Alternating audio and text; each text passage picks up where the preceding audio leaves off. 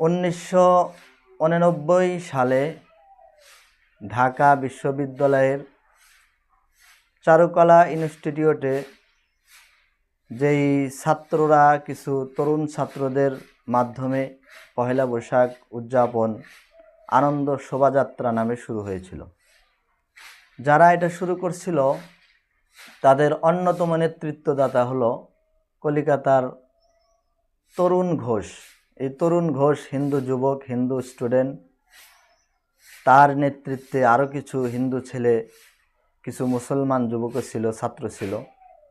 তো তারা মূলত এই পহেলা বৈশাখের প্রথম তারিখে তারা চারুকলা থেকে একটা র্যালি বের করত, একটা মিছিল আনন্দ শোভাযাত্রা বের করত। বিশ্ববিদ্যালয় থেকে ঢাকার বিভিন্ন স্থানে তারা যাইতো, আনন্দ মিছিল করত, আবার শেষে বিশ্ববিদ্যালয়ে চারুকলাতে এসে শেষ করত। তো এই আনন্দ শোভাযাত্রাতে কি ছিল?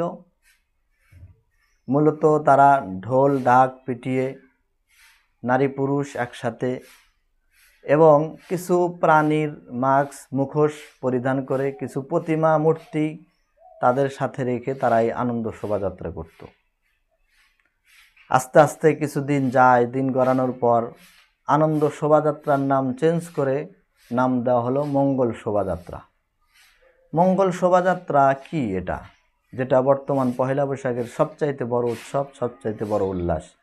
মঙ্গল শোভাযাত্রা হলো পহেলা বৈশাখের দিনে ছেলে মেয়ে নারী পুরুষ ঢাক ঢোল পিটিয়ে বিভিন্ন গান বাজনার মাধ্যমে বিভিন্ন পশু পাখির মাস্ক মুখোশ পরে বিভিন্ন প্রতিমা মূর্তি দেবতা সাথে নিয়ে রাস্তায় মূর্তি নিয়ে তারা আনন্দ শোভাযাত্রা, মঙ্গল শোভাযাত্রা করে এবং সেটাকে মনে করে যে এটার ভিতরে মঙ্গল আছে। যদি এরকম করা হয় তাহলে আগামী জীবনে তাদের মঙ্গল হবে।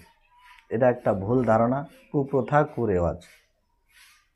সেখানে দেখবেন মঙ্গল শোভাযাত্রাতে যেই পশুর মুখোশগুলি পরা হয় তার ভিতরে পেঁচা অন্যতম।